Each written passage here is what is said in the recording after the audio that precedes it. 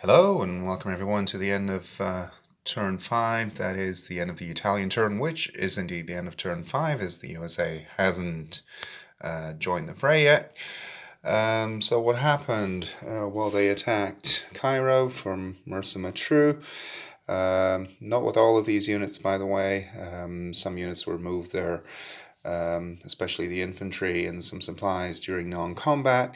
They did inflict some losses, but they decided not to press the attack because they were down to just one tank and the scout car and the artillery, and they didn't want to lose them. Maybe I should have pressed the attack, but the Germans don't have that much to keep attacking, really.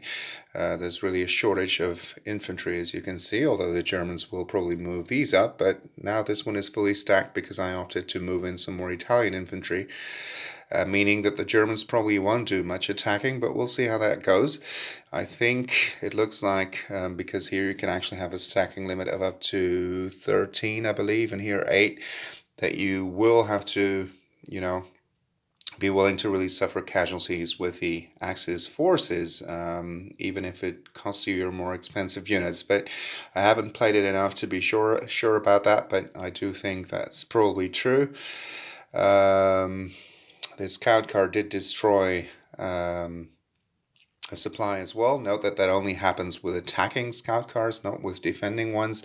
And this one doesn't have to retreat from combat either because it was defending. That only goes for attacking ones. And the UK also exploded some mines, detonated some mines. But I believe they all missed, or anyway, it didn't have a lot of an impact on the battle. There was also a big naval battle here in the Malta Sea Zone.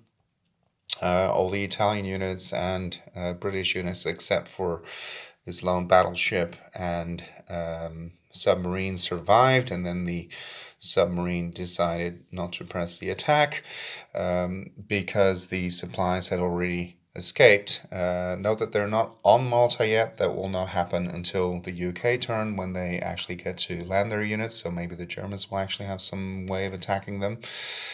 The good news for the Germans, if you can call it that, is that because all their submarines have been destroyed, they will be able to rebuild them and later place them here again and attack the US, because they know, of course, that they are coming on turn 7, which isn't that long off anymore.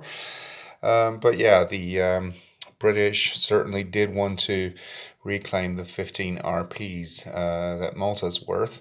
Note that they will only be able to land these 3 because there's a stacking limit of 3 on Malta, including for supplies.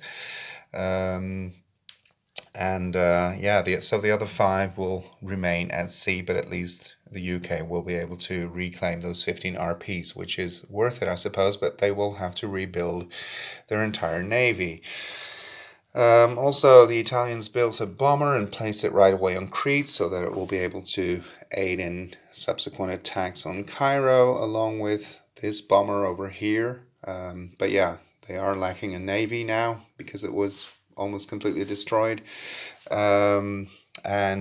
This fighter, which they also built, was placed in the Benghazi convoy along with 5 supplies. But unfortunately, the British detonated a sea mine and destroyed those 5 supplies. So those are gone. Note that the German artillery was already there, and therefore the sea mine could not affect it, because it can only, in phase 6, it can only be used against newly placed units. So I guess that about summarizes the Italian turn 5. So see you on German turn 6. Thank you for watching.